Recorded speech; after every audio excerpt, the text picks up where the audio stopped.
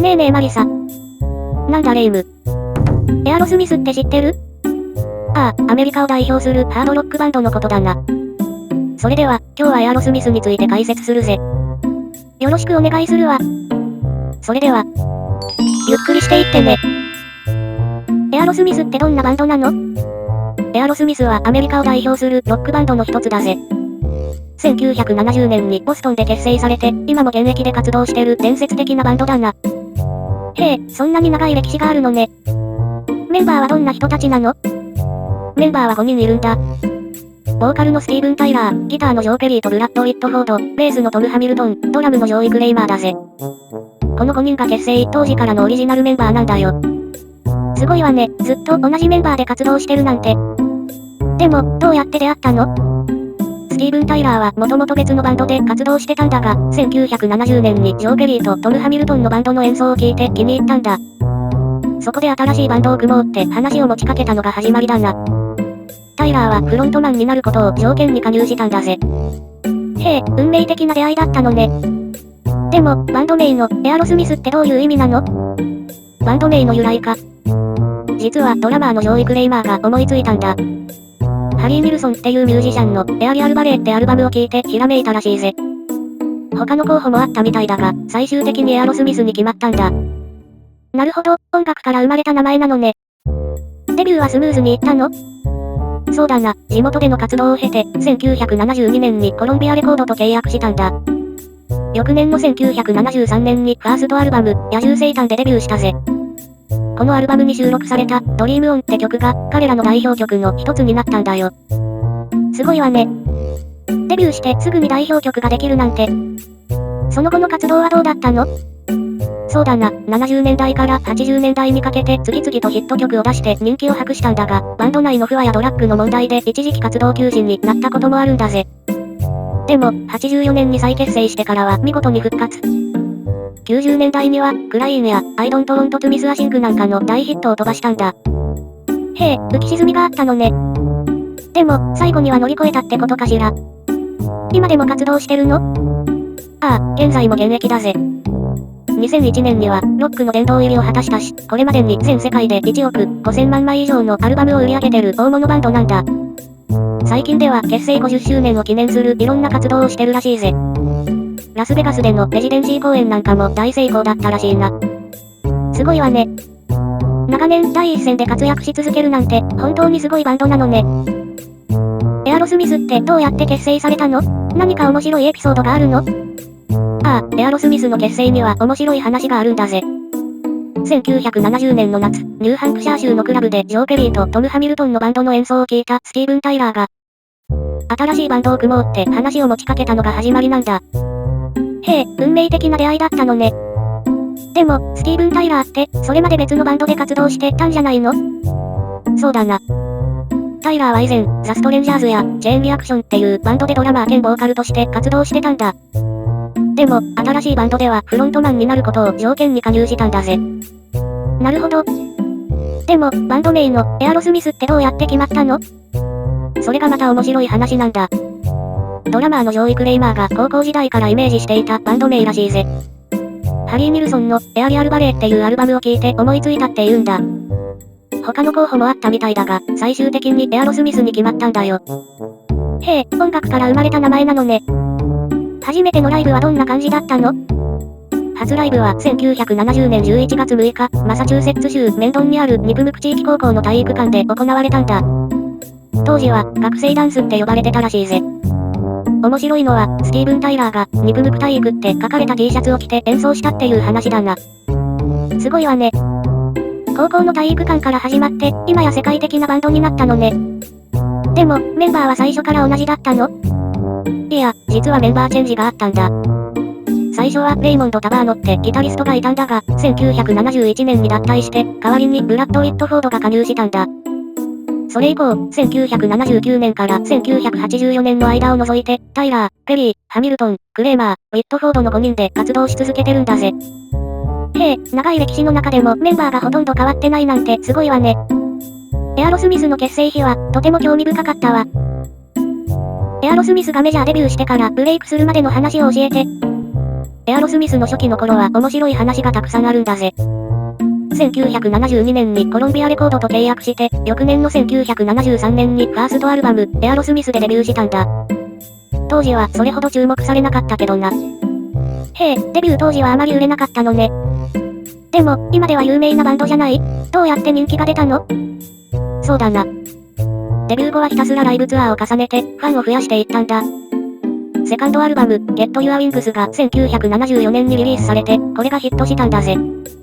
プロデューサーのジャック・ダグラスとタッグを組んだのが大きかったな。なるほど、ライブ活動が大切だったのね。2枚目のアルバムはどんな感じだったの？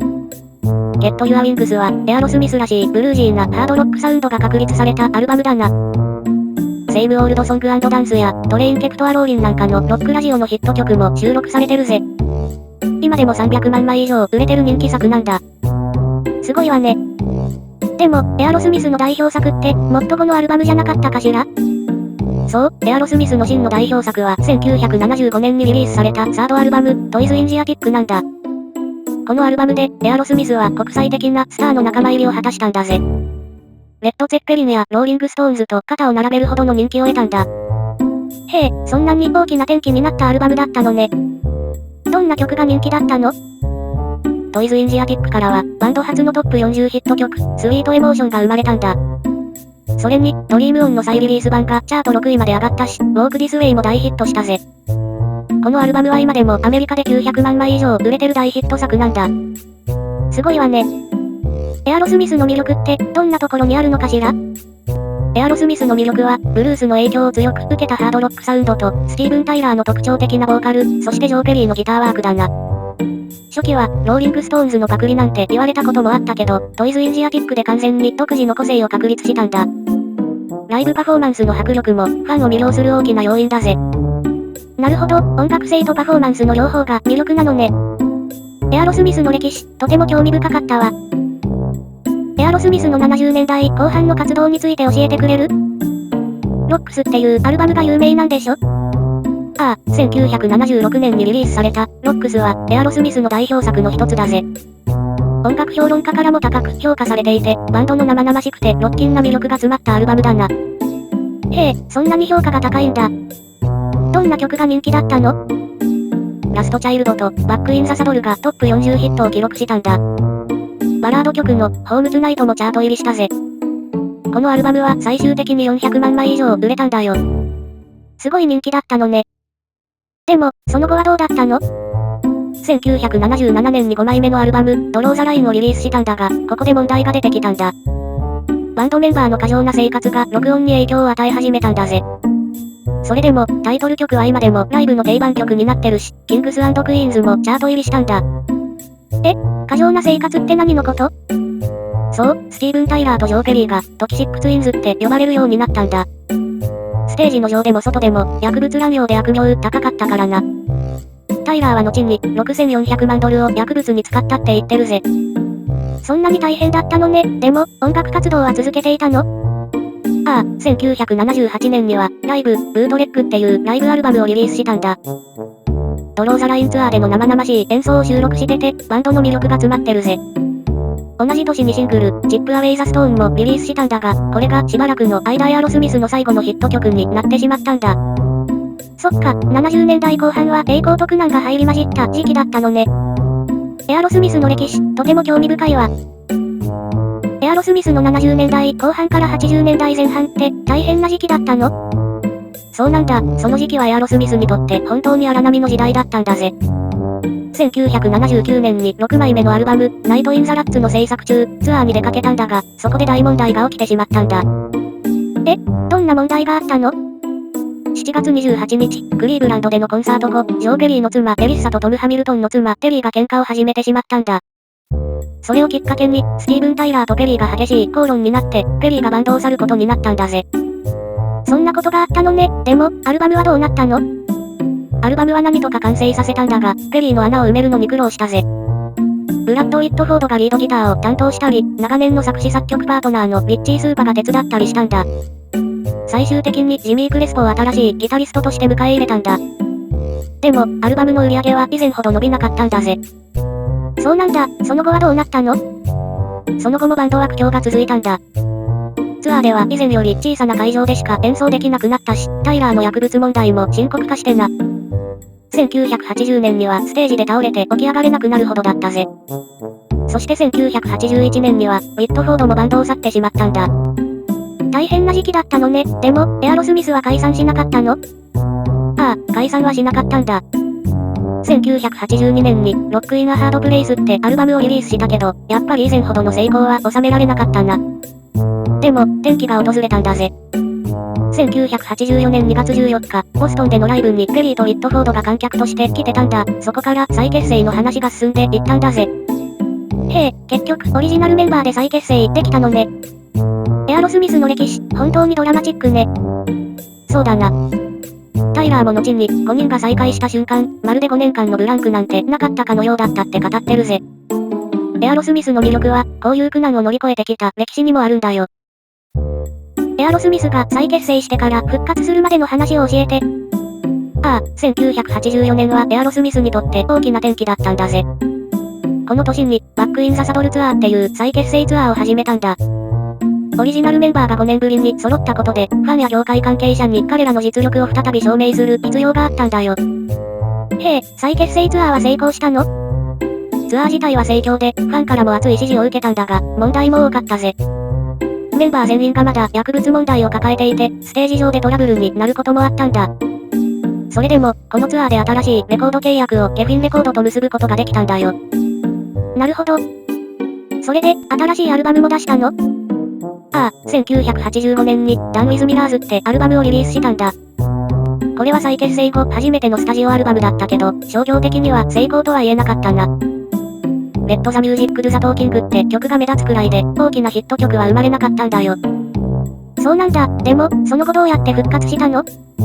実は1986年にランディ、M、C とのコラボで、Walk This Wayをリメイクしたんだ。この曲が大ヒットして、エアロスミスを新しい世代に広めるきっかけになったんだぜ。この成功が彼らのキャリアを蘇らせたと言っても過言じゃないな。コラボがそんなに影響を与えたなんて驚きね。でも、薬物問題はどうなったの？薬物問題も大きな課題だったけど、1986年にスティーブン・タイラーがリハビリプログラムを受けて成功したんだ。その後、他のメンバーも次々とリハビリを受けて克服していったぜ。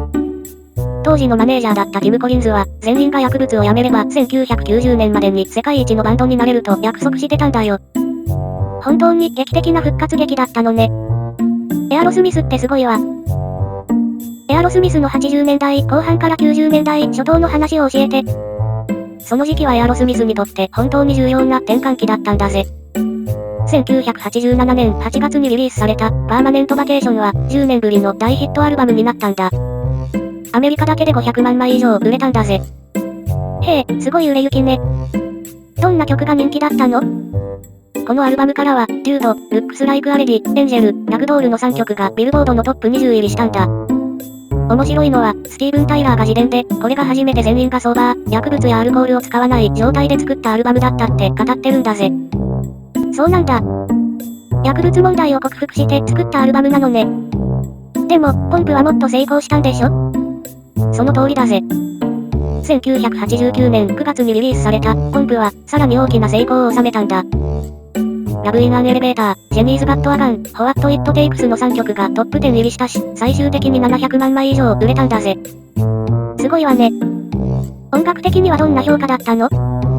評価からも高く評価されたんだ。ロック評論家のスティーブン・トーマス・アーレワインは、ポップへの情報を楽しみながらも、エアロスミスのダーティーなハードロックの核を見失うことはなかったって絶賛してるぜ。バンドにとって初のグラミー賞も、ジェニーズ・バットワガンで獲得したんだ。へえ、音楽的にも評価されたのね。ライブ活動はどうだったの？ポンプのツアーは1990年のほとんどを占める大規模なものだったんだ。面白いエピソードもあってな、1990年2月には、サタデーナイトライブに出演して、ウェインズワールドのスケッチに参加したんだぜ。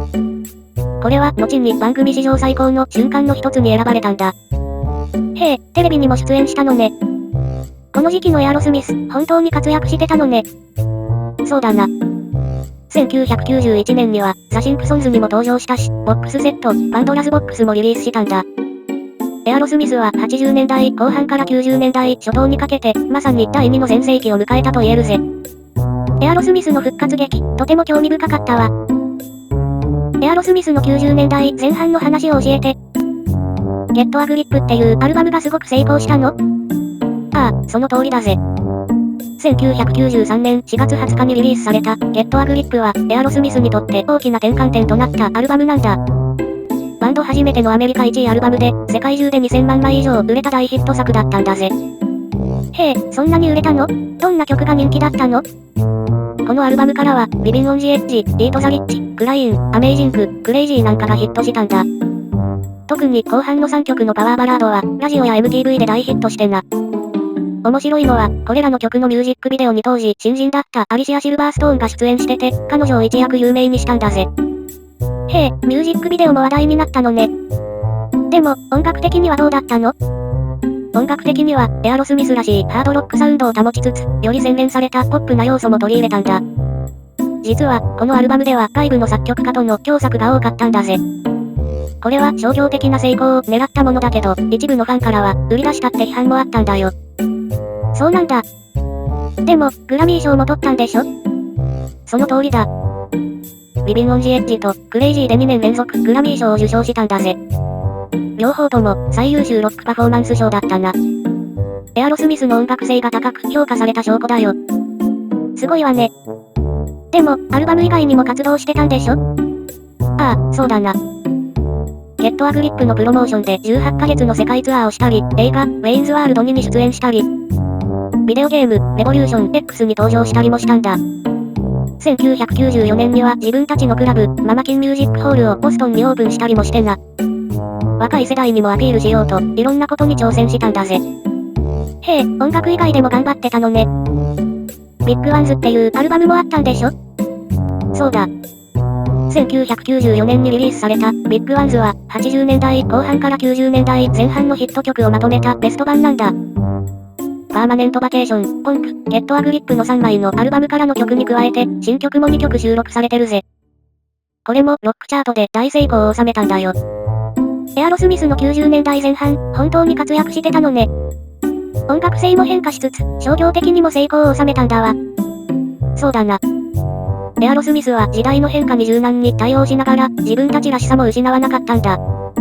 それが彼らの長期的な成功の秘訣だったんだぜ。エアロスミスの90年代後半の活動について教えて。ナインライブズっていうアルバムがあったの？ナインライブズは1997年3月18日にリリースされたエアロスミスの12枚目のスタジオアルバムなんだ。このアルバムはバンドにとって2作目の全米1位を獲得した重要な作品だったんだぜ。へえ、すごいわね。でも、制作は大変だったんでしょ？そうなんだ。当初は1996年夏にリリース予定だったんだが、レコード会社が納得せず延期になったんだ。さらに、長年のマネージャーだったティム・コリンズとも別れることになって、色々と問題が重なったんだぜ。大変だったのね。でも、アルバムの評判はどうだったの？評価は分かれたな。評価の中には、オーバーラボをされていて、ヒップで活気のある音を意識しすぎているって指摘する声もあったんだ。でも、フォーリングインラブ、ホールインマイソウル、ピンクなんかのヒット曲も生まれたし、ピンクはグラミー賞も受賞したんだぜ。そうなんだ。でも、I Don't Want to Miss a Thingっていう曲も有名よね。ああ、その曲は特別なんだ。1998年の映画、アルマゲドンの主題歌として書かれた曲で、エアロスミスにとって初めて、そして今のところ唯一のアメリカ1位シングルなんだぜ。面白いことに、この曲はダイアン・ウォーレンっていう外部の作曲家が書いたんだ。へえ、そんな経緯があったのね。バンドのメンバーはこの曲をどう思ってるの？実はメンバーの反応は複雑なんだ。ドラマーのジョーイ・クレイマーは、ただの曲の一つって冷めた反応をしてるけど、この曲のおかげで、ナインライブズのツアーが1年も延長されたって言ってるぜ。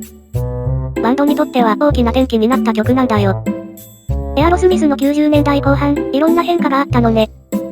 長い歴史の中でも重要な時期だったんだわ。そうだな。エアロスミスは常に進化し続けるバンドだけど、90年代後半は特に大きな挑戦の時期だったんだ。これらの経験が彼らをさらに成長させたんだぜ。エアロスミスの2001年から2003年の活動について教えて。ジャストプッシュプレイっていうアルバムを出したの？ああ、その通りだぜ。2001年はエアロスミスにとって重要な年だったんだ。まず1月28日にスーパーボウルのハーフタイムショーに出演したんだ。インシンクと共同ヘッドライナーとして、ザ・キングス・オブ・ロック&ポップというタイトルのショーを行ったんだぜ。へえ、スーパーボールに出たの？他にも有名な人が出たの？そうだな。ブリトニー・スピアーズ、メアリー・ジェイ・ブライジ、ネリーなんかも出演してて、最後はみんなでエアロスミスの、ウォーク・ディス・ウェイを演奏したんだ。そして3月5日には、13枚目のスタジオアルバム、ジャスト・プッシュ・プレイをリリースしたんだぜ。ジャスト・プッシュ・プレイは人気があったの？ああ、初週で24万枚以上売れて、ビルボード200で2位になったんだ。ジェイ・デッドっていうシングルがトップ10ヒットになったし、1ヶ月でプラチナディスクを獲得したぜ。でも、ジョー・ペリーは後にこのアルバムを批判してて、エアロスミスらしさが失われてるって言ってたな。そうなんだ。でも、他にも大きな出来事があったんでしょ？ああ、2001年3月にはロックの殿堂入りを果たしたんだ。面白いのは、エアロスミスがチャート入りしてる曲がある状態で殿堂入りした唯一のバンドだってことだぜ。それに9月11日のテロ事件の後には、被害者とその家族のためのチャリティーコンサートにも出演したんだよ。すごいわね。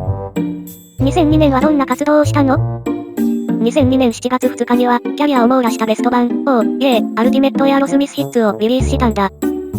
新曲、ガールズ・オブ・サマーも収録されてて、このアルバムを引っ提げて、ガールズ・オブ・サマーツアーも行ったぜ。キッドロックとラン DMG が前座を務めたんだ。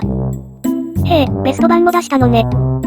2003年はどうだったの？ 2003 年には、キスと共同ヘッドラインで、ロックシマスマキシマスツアーを行ったんだ。このツアーは、次に出すブルースアルバムの準備も兼ねてたんだぜ。エアロスミスは常に新しいことにチャレンジし続けてるんだよ。エアロスミスの2001年から2003年、本当に充実した活動をしてたのね。エアロスミスの2004年から2006年の活動について教えて。本金オンボボっていうアルバムを出したの？ 2004 年3月30日に本金オンボボをリリースしたんだ。これは長年約束されていたブルースアルバムで、バンドのルーツに立ち返った作品なんだぜ。へえ、ブルースアルバムなんだ。どんな評価だったの？評価からはおおむね好評だったな。オールミュージックのスティーブン・トーマス・アーレワインは、1989年のポンプ以来最高の作品だって絶賛してたぜ。ただし、これは純粋なブルースアルバムというよりは、エアロスミスらしいロックアルバムだって評価されてたんだ。そうなんだ。その後はどんな活動をしたの？2005年10月25日には、ライブアルバム、ロッキン・ザ・ジョイントをリリースしたんだ。これは2002年1月にラスベガスのハードロックホテルで行われたライブを収録したもので、デュアルディスク形式で発売されて、DVD サイドには映像も収録されてたんだぜ。へえ、ライブアルバムも出したのね。2006年はどうだったの？ 2006 年は波乱の年だったな。スティーブン・タイラーが喉の手術を受けたり、トム・ハミルトンが喉のがん治療を受けたりして、予定していたツアーの多くがキャンセルになってしまったんだ。でも10月17日には、ベストアルバム、デビルズ・ガット・ア・ニュー・ディスガイズ、ザ・ベリー・ベスト・オブ・エアロスミスをリリースしたぜ。そうなんだ。ベストアルバムには新曲も入ってたの？ああ、タイトル曲の、デビルズ・ガット・ア・ニュー・ディスガイズと、セドナ・サンライズの2曲が新曲として収録されてたんだ。実はこれらの曲は昔の未発表曲を再録音したものなんだぜ。このアルバムは、ソニーとの契約を満たすために出されたんだが、ファンにとっては次のスタジオアルバムまでのつなぎになったんだよ。エアロスミスの2004年から2006年、いろんなことがあったのね。エアロスミスの2007年から2009年の活動について教えて。ツアーやギターヒーロー、エアロスミスっていうゲームがあったの？ああ、その通りだぜ。2007年には新しいワールドツアーを発表したんだ。このツアーは約10年ぶりに北米や日本以外で行われるものだったんだよ。へえ、どんな国で演奏したの？バンドは南米やヨーロッパ、中東の国々でも演奏したんだ。特にインドやアラブ首長国連邦では初めての公演だったんだぜ。2007年7月21日のプリンスエドワード島でのコンサートは、その州史上最大規模のものになったんだ。すごいわね。ツアーはどうだったの？ツアーは順調に進んでいたが、いくつか問題もあったんだ。例えば、ハワイで予定されていた公演が物流上の理由でキャンセルになり、その結果としてバンドに対する集団訴訟が起こったりしたんだぜ。それでも、バンドはチケット購入者に対して補償を行うことを決定したんだ。大変だったのね。でも、音楽活動も続けてたんでしょ？ああ、2007年11月1日にスタジオに入り、ソニーとの契約最後のスタジオアルバム制作に取り掛かったんだ。このアルバムには過去に録音された未発表曲や新曲が含まれる予定だったぜ。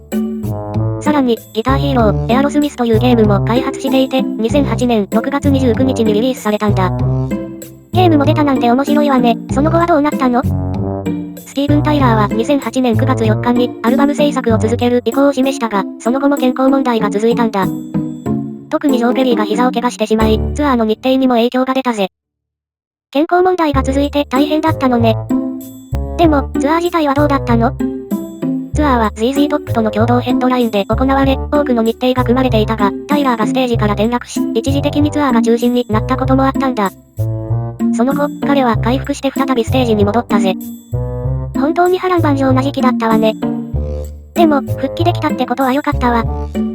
ああ、エアロスミスは困難を乗り越えてきたバンドだからな。この時期も彼ららしい挑戦を続けていたと言えるぜ。エアロスミスの2009年から2010年の活動について教えて。タイラーとペリーの間に問題があったの？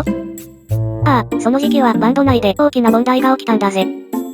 2009年末、スティーブン・タイラーが南米ツアーをキャンセルして、ソロ活動に専念する様子を見せたんだ。これにジョー・ペリーが反発して、バンドが新しいボーカリストを探していると発言したんだよ。解散の危機だったの？そうだな。でも、タイラーはすぐにバンドを辞めるつもりはないと否定したんだ。ただ、2009年12月にはリハビリ施設に入所することになってしまってな。長年のパフォーマンスで痛めた体のケアが必要だったんだぜ。そうだったのね。でも、その後はどうなったの？2010年に入ると、バンドは、コックド、ロックド、メディトロックツアーを発表したんだ。南米、ヨーロッパ、北米を回るワールドツアーだったぜ。面白いのは、コロンビアやペルー、ギリシャなど、バンド初めての国でも公演を行ったことだな。へえ、新しい国でも演奏したのね。でも、ツアー中にも問題があったんでしょ？その通りだ。ニューヨークの公演でタイラーが誤ってマイクスタンドでペリーの頭を叩いてしまったり、トロントではペリーがタイラーにぶつかってステージから落ちそうになったりしたんだ。さらに、タイラーがアメリカンアイドルの審査員になると発表して、ペリーが激怒するという出来事もあったぜ。大変な時期だったのね。でも、バンドは続けられたの？ああ、なんとか続けられたんだ。ペリーも最終的にはタイラーの決定を理解してエールを送ったぜ。そして、次のアルバム制作の話も出始めたんだ。ベーシストのトム・ハミルトンは、タイラーがアメリカンアイドルの仕事とバンド活動を両立できると信じていると語ってたな。エアロスミスって本当に大変な時期を乗り越えてきたのね。でも、それでも続けられるなんてすごいわ。そうだな。エアロスミスの魅力は、こういう困難を乗り越えてきた歴史にもあるんだぜ。50年以上も続けてこられたのは、彼らの音楽への情熱があればこそだと思うぜ。エアロスミスの2010年から2013年の活動について教えて。新しいアルバムを出したんでしょ？ああ、その通りだぜ。2012年11月6日に15枚目のスタジオアルバム、Music from Another Dimension をリリースしたんだ。これは2001年のジャストプッシュプレイ以来、11年ぶりのオリジナルアルバムだったんだぜ。へえ、11年ぶりなんだ。でも、その間もツアーとかしてたんでしょ？そうだな。2010年から2011年にかけて、コックド、ロックド、レディトロックツアーを行ったんだ。このツアーでは南米、ヨーロッパ、北米を回って、ペルーやギリシャなど初めて訪れる国もあったぜ。2011年の秋には南米と日本でもツアーを行ったんだよ。すごいわね。新しいアルバムの制作はどんな感じだったの？アルバムの制作は2011年から本格的に始まったんだ。プロデューサーには1970年代にバンドの名作を手掛けたジャック・ダグラスを起用したんだぜ。2012年5月23日にはアメリカンアイドルの決勝戦で新曲、レジェンダリー・チャイルドを初披露したんだ。へえ、テレビで新曲を披露したのね。アルバムはどんな評価だったの？アルバムはビルボード200で5位にデビューしたんだが、初週の売り上げは6万3000枚と過去の作品に比べると少なかったんだ。でも、ラバーロット、ホワットクッドハブビーンラブ、キャントストップラビンユーなどのシングルがリリースされて、一定の支持を得たぜ。そうなんだ。アルバム発売後はどんな活動をしたの？アルバム発売後は、グローバルウォーミングツアーの第2弾を北米で行ったんだ。2013年には久しぶりにオーストラリアを訪れたり、フィリピン、インドネシア、シンガポールなど初めての国でも公演を行ったぜ。さらに、中南米ツアーも行って、グアテマラ、エルサルバドル、ウルグアイでも初めて演奏したんだよ。エアロスミスって本当に世界中で活躍してるのね。エアロスミスの2014年から2018年の活動について教えて。メンバーのソロ活動もあったの？ああ、この時期はバンドとしての活動と並行して、メンバーそれぞれがソロ活動も行っていたんだ。まず、2014年の夏にはスラッシュと一緒に、レッドロックルールツアーを北米で行ったんだぜ。へえ、スラッシュと一緒にツアーしたのね。でも、新しいアルバムは出さなかったの？実はこの頃、バンドはレコード契約を終了していて、新アルバムの予定は未定だったんだ。ジョー・ペリーは、新しいアルバムを作る意味があるのかわからない。6ヶ月ごとに EP をリリースするかもしれないなんて言ってたぜ。そうなんだ。じゃあ、メンバーのソロ活動はどんな感じだったの？スティーブン・タイラーは2015年からカントリーソロアルバムの制作を始めて、2016年7月に We Are All Somebody From Somewhere をリリースしたんだ。ジョー・ペリーはアリス・クーパーやジョニー・デップとハリウッド・ヴァンパイアーズというバンドを結成して活動してたぜ。みんなそれぞれ忙しそうね。でも、バンドとしての活動も続けてたんでしょ？そうだな。2015年6月から8月にかけて、ブルーアーミーツアーを北米で行ったんだ。このツアーでは、あまり演奏されない深いアルバム収録曲なんかも演奏したんだぜ。それに、2016年9月から10月にかけては南米ツアー、ロックンロールランブルツアーも行ったんだよ。すごいわね。でも、フェアウェルツアーの話もあったんでしょ？ああ、2015年頃からメンバーがフェアウェルツアーの可能性について語り始めたんだ。2017年から始まる予定で、2年間続くかもしれないって話もあったぜ。実際、2017年5月から、エアロベデルチベイビー、ツアーとしてヨーロッパやイスラエル、南米を回ったんだ。へえ、本当にフェアウェルツアーをしたのね。これで終わりなの？いや、実はそうでもないんだぜ。2018年1月にジョー・ペリーは、エアロベデルチベイビー、ツアーは本当の最後のツアーではなかったと発言してな。2019年にバンド結成50周年を祝うツアーをする予定だって言ってたんだ。エアロスミスはまだまだ現役で活動を続ける気満々ってことだな。エアロスミスって本当にすごいわね。50年以上も活動を続けているなんて。そうだな。エアロスミスの魅力は、長い歴史の中で常に進化し続けてきたことにあるんだぜ。エアロスミスの最近の活動について教えて。ラスベガスでの公演とフェアウェルツアーがあったの？ 2019 年から、デューシズ・アー・ワイルドというラスベガス公演を始めたんだ。これは彼らの1994年の曲名にちなんでいて、カジノの雰囲気も表現してるんだぜ。COVID-19 のパンデミックで一時中断したけど、2022年まで続いたんだ。へえ、パンデミックの影響を受けたのね。でも、フェアウェルツアーも計画してたんでしょ？そうだな。2023年5月に、ピースアウト、ザ・フェアウェルツアーを発表したんだ。北米40カ所を回る予定だったぜ。でも、9月9日の公演でスティーブン・タイラーが声帯を痛めちまって、ツアーは2024年9月に延期されたんだよ。そうだったの？でも、結局どうなったの？残念ながら、2024年8月2日にツアーは完全にキャンセルされて、バンドはツアー活動からの引退を発表したんだ。タイラーの声帯の回復が難しいってことでな。でも、ジョー・ペリーは新しい音楽の可能性を否定してないぜ。引退しちゃったの？でも、バンドとしては続けるの？トム・ハミルトンが2024年8月29日のインタビューで、バンドはまだ生きているって言ってるんだ。バンドの未来について、希望のスケールで7から9くらいだって。ツアーはもうないけど、他の機会はあるかもしれないって。新しいアルバムについては、まだ話し合いはないみたいだぜ。エアロスミスの歴史、本当に波乱万丈ね。でも、まだ何か新しいことをする可能性はあるのね。そうだな。エアロスミスは何度も困難を乗り越えてきたバンドだ。ツアーは終わったかもしれないが、彼らの音楽はこれからも生き続けるはずだぜ。エアロスミスって音楽以外にも映像作品とか出してるんでしょ？どんなものがあるの？ああ、エアロスミスは音楽だけじゃなく、映像の世界でも大活躍してるんだぜ。まず、ミュージックビデオを36本も制作してるんだ。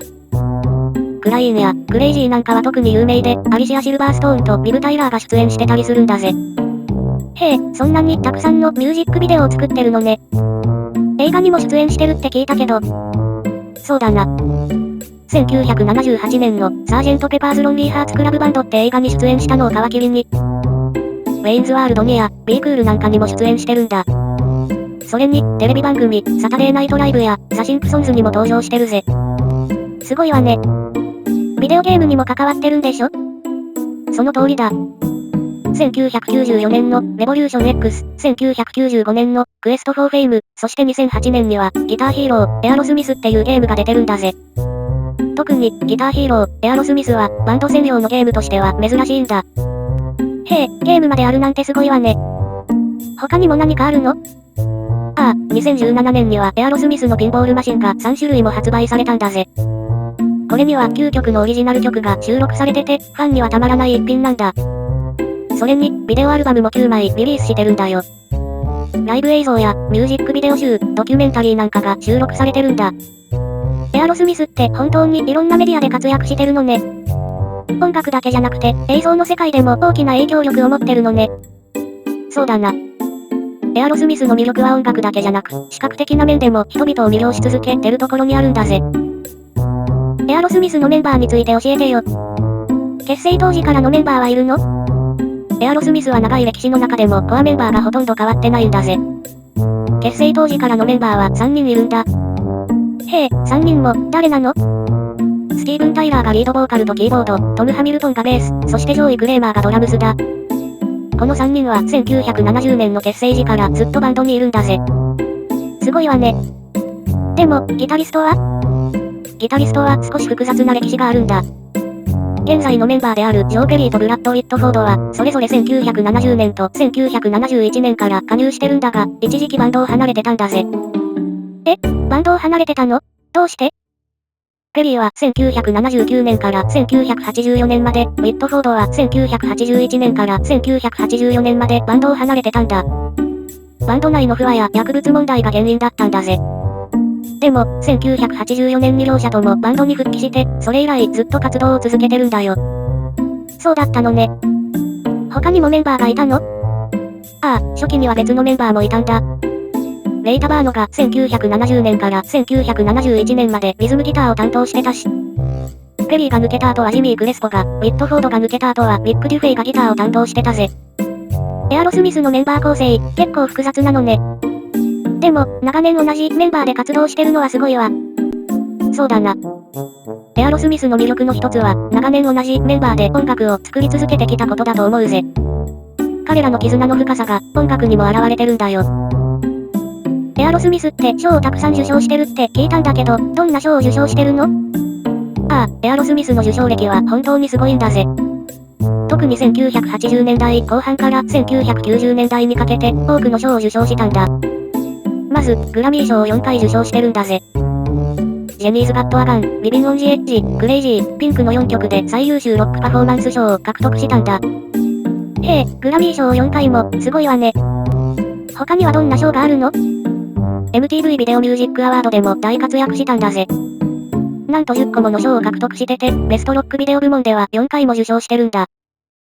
ジェニーズ・ガット・アガン、クライン、ピンク、アイドント・ウォント・トゥ・ミス・ア・シングなど、多くのミュージックビデオが評価されたんだよ。ミュージックビデオでも評価されてたのね。他にも特別な功績はあるの？もちろんだ。2001年にはロックの殿堂入りを果たしたし、2002年には MTV アイコン賞も受賞したんだ。それに、テクノロジーの分野でも先駆者なんだぜ。1994年には、ヘッドファーストという曲をオンラインで初めて販売したし、2008年には、ギターヒーロー、エアロスミスっていうゲームが作られたんだ。これはバンド専用のゲームとしては最も売れたんだぜ。すごいわね。音楽以外の分野でも活躍してるのね。でも、アルバムの売り上げはどうなの？アルバムの売り上げも驚異的なんだ。アメリカだけで7020万枚、世界中では1億5000万枚以上売れてるんだぜ。アメリカのロックバンドとしては最高の売り上げを記録してるんだよ。ゴールドアルバムは25枚、プラチナアルバムは18枚、マルチプラチナアルバムは12枚もあるんだ。エアロスミスって本当にすごいバンドなのね。長年活躍し続けて、こんなにたくさんの賞を受賞して、売り上げも記録的なんて。そうだな。エアロスミスは単なるロックバンドを超えて、音楽界の伝説になったと言えるぜ。彼らの功績は音楽史に深く刻まれることになるだろうな。エアロスミスって他のバンドにも影響を与えたんでしょ？どんなバンドに影響があったの？エアロスミスの影響力は本当にすごいんだぜ。バンヘイレン、モトリー・クルー、ガンズ&ローゼズ、メタリカなど、多くのハードロックやヘビーメタルバンドに影響を与えたんだ。特にスラッシュはエアロスミスが一番好きなバンドだって言ってるぜ。へえ、そんなに影響力があったのね。でも、エアロスミス自身は誰から影響を受けたの？エアロスミスはビートルズ、ローリングストーンズ、ヤードバーズ、レッド、ゼッペリンなどから影響を受けてるんだ。